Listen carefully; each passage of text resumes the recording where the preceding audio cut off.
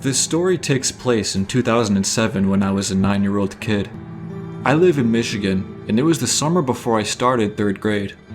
It was a tradition for my dad and I to go up north and stay a weekend visiting his buddy who had a cabin on the lake, and this year was no different.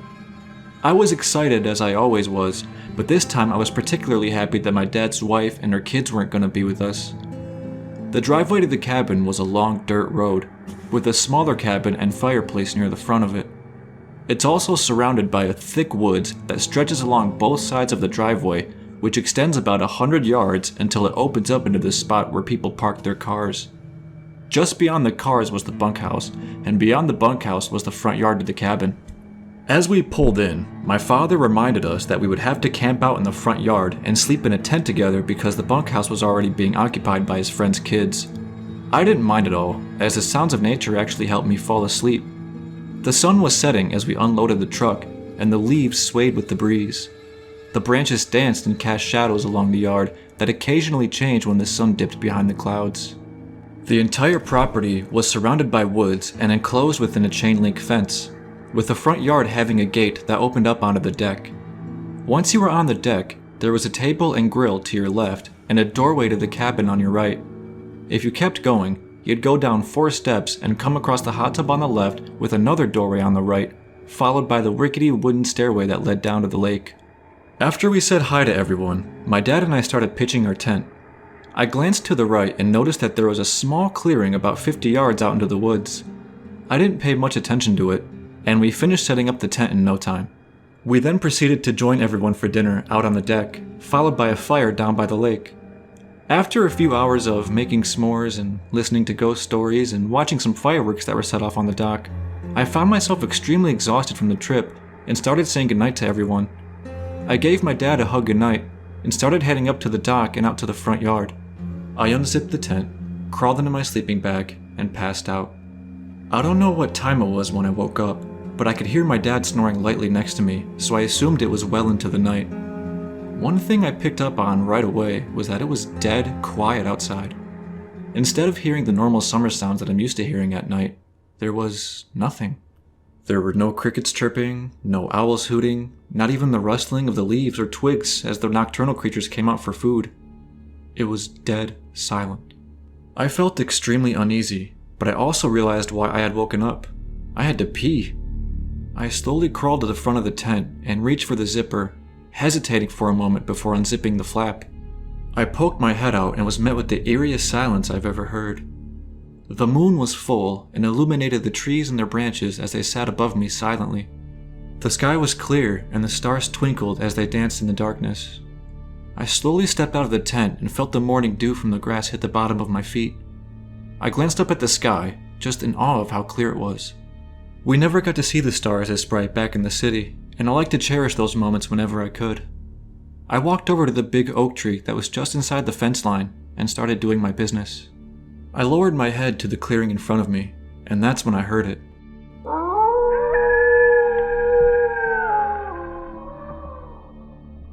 Chills ran down my spine as the sound pierced through the silent night. My feet were frozen in place as my head darted toward the direction of the woods, trying to locate the source of the sound.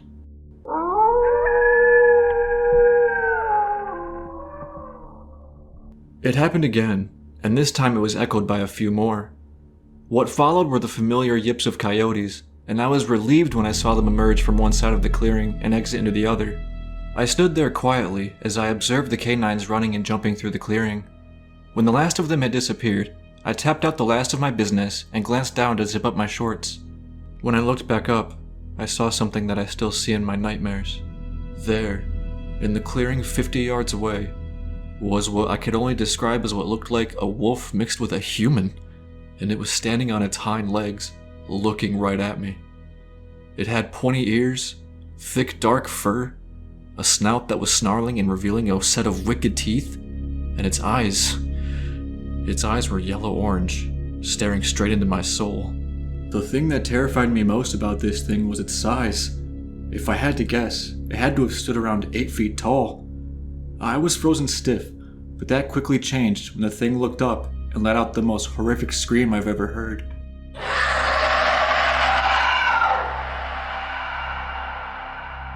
Nothing about it sounded human. I tripped backwards over my feet and dashed back into my tent, zipping it shut and diving under my sleeping bag. I then heard the grunt of a large animal, followed by the rattling of the chain-link fence, and then the unmistakable sound of feet hitting the earth.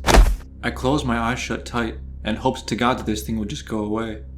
I laid there, trembling in my sleeping bag, as I heard a set of 2 feet slowly stomp around our tent. After a few minutes, I pulled my sleeping bag slightly down below my eyes, and I saw its shadow in front of my tent. Its pointy ears were tilted back as it let out another scream. Before I could even react, I heard the sounds of 2 feet sprinting down the driveway before crashing into the forest and disappearing into the night. I laid there in my sleeping bag, paralyzed by fear, praying that it wouldn't come back. After what seemed like forever, the sun finally came up. When my dad woke up, I asked him if he heard the screams last night and told him about what I saw, but he assured me it was just a nightmare and that no such thing existed. I dropped it shortly after and kept this story mostly to myself until now. I don't know what it was for sure that I saw that night, but I did see it, and I do know this. I will never set foot near the Michigan woods alone at night ever again.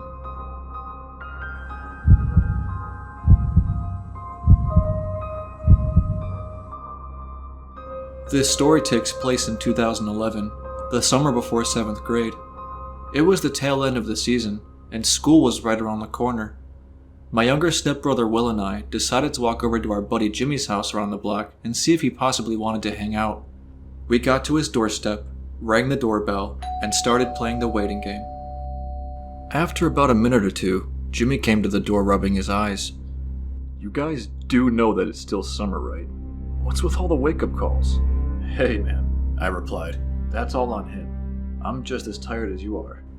I pointed over to Will, who had a grin on his face from ear to ear. He held up his airsoft gun that he'd brought, showing it off like his most prized possession. Come on, man. I gotta give you a reason to want to shoot me if we're gonna have a good war, Will said slyly with a chuckle. And as if the timing couldn't get any more perfect, a loud crash of thunder rumbled through the sky. Jimmy smirked at Will.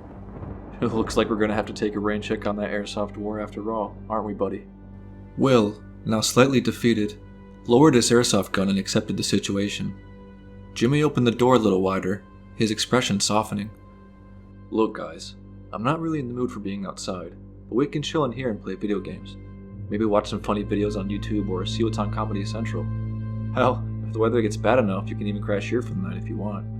That sounded fine to Will and I, so we stepped inside and slid our shoes off as Jimmy shut the door and locked it behind us. We spent the evening doing typical teenager things. We played Xbox, watched movies and shows that we weren't supposed to, and stayed up into the night talking about girls and telling our favorite conspiracy theories. And at some point, we all dozed off. I remember waking up to the sound of rain slapping against the windows, along with the loud bursts of roaring thunder.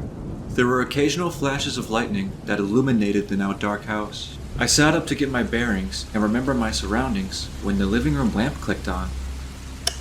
There was nobody near it. It clicked off again. Yo, stop messing with the light, man. Jimmy said groggily. It's not me, dude. I'm over here. I sat up and looked over at Jimmy. Will was still sound asleep, snoring lightly. The lamp clicked on again. Alright, dude, knock it off. Jimmy sat up and looked over at me, before glancing over at the lamp. We were submerged in darkness again, and this time it woke Will up. We looked around at each other, all of us equally confused. We sat in silence for a minute, listening to the rain and thunder while the lightning flashed. Wait a second. Hold on. I think I know what's going on. Jimmy said with this infamous smirk appearing across his face. Care to share with the rest of the class? I replied. Grandma, is that you?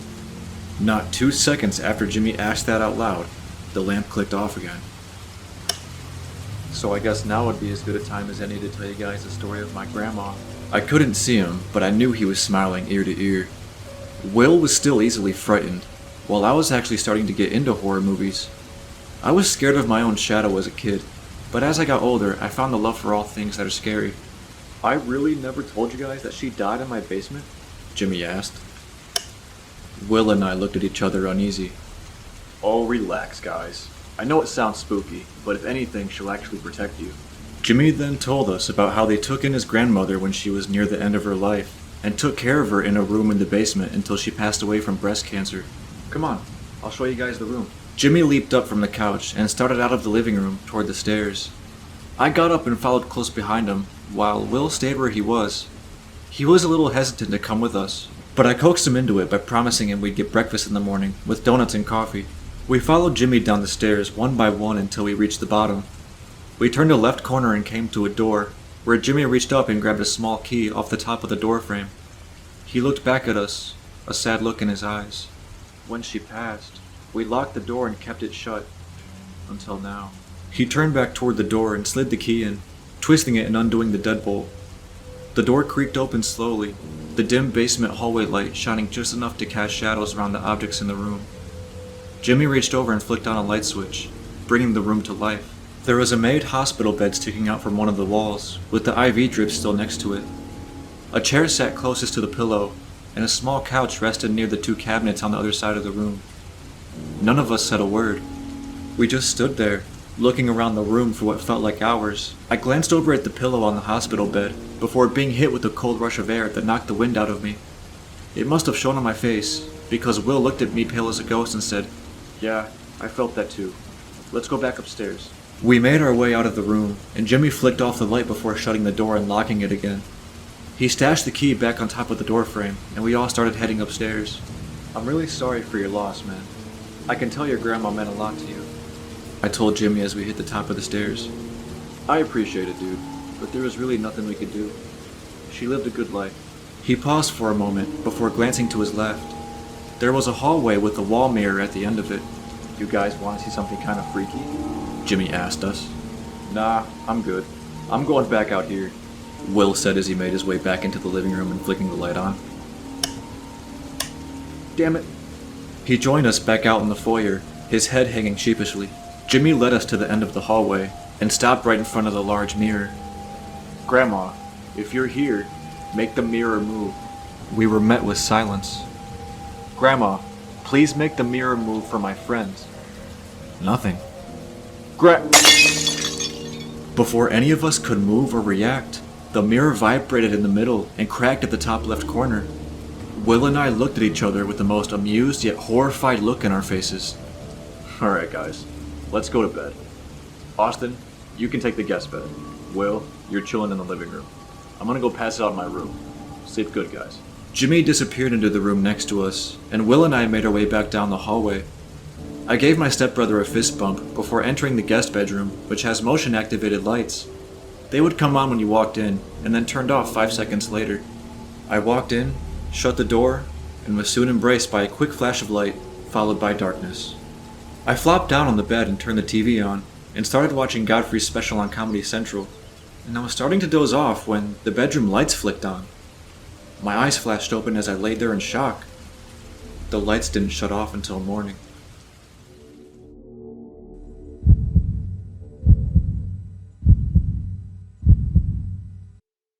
This is another story that takes place up north in Michigan, but it happened to my dad. My dad and his buddy were staying a weekend up at the cabin, and they were having a fire near the front of the driveway by the smaller cabin. They were drinking beers and telling stories, catching up and whatnot. All of a sudden, out of nowhere, in between the crackling of the fire and his buddy telling a story, they heard a woman cry out. "Help me." Thinking they were just really buzzed, they paid it no mind and continued their conversation, until it happened again. My dad and his friend looked at each other shocked. I definitely heard it that time, dude. What do we do? My dad grabbed his flashlight and clicked it on. Help me. My dad shined the flashlight around the woods, trying to locate the source of the sound. If you can see us, come toward the light. Come towards us, my dad shouted out. This went on for a few minutes, until all of a sudden, there she was. This skinny, frail-looking woman stumbled out of the shadows. She was covered in blood and her hair was matted, and her dress had been torn apart. My dad got a sinking feeling in his stomach. Oh my god, are you okay? What happened to you? How can we help? This was before cell phones, so there was no way to phone the police way out here up north. The woman collapsed, and my father and his buddy hoisted her up around her shoulders, leading her to a bench where she could sit down. She was sobbing uncontrollably as they draped a blanket over her, and they did the best they could to tend to her wounds. When she was able to gain her composure, she told my dad and his friend her story. Apparently, she was with her boyfriend out in a car in the woods, and he wanted to do things that she wasn't ready for. She rejected him, but he tried to force himself on her. He beat her up, slashed her dress, and then kicked her out of the car before peeling off and leaving her in the middle of nowhere. She then started wandering the woods for help, before stumbling across my dad and his buddy. They cleaned her up a little more and let her crash in the cabin for the night, and in the morning they took her home. When they dropped her off, she gave them both a hug and kiss on the cheek before disappearing inside. A few days later, they went back to the house to check on the lady from the woods, but her mother answered the door. "Can I help you, gentlemen?" she asked. Yes ma'am. We dropped off a woman here a few days ago, and she was in pretty rough shape. We were just checking in on her. We just want to make sure she's okay." "Oh, you mean my daughter?" Yes ma'am, I think we did. If we could see a picture of her, we'd know for sure." Her mother disappeared back inside the house and came back with a picture of her daughter. When my dad and his buddy confirmed it was her, the mother gave a little laugh. "Boys, my daughter's been dead for 10 years, and if you did see her, it's because it was the anniversary of her death." My dad and his friend just stood there, stunned. "I appreciate just coming by, though. It's nice to know she's still around." Her mother chuckled as she shut the door, leaving them both speechless. They turned around and headed back to the car. Now, my dad always says that wasn't the scary part. What still baffles him and his friend to this day is when they both look back at the house before pulling open the car doors, only to be met with a vacant lot and a for sale sign.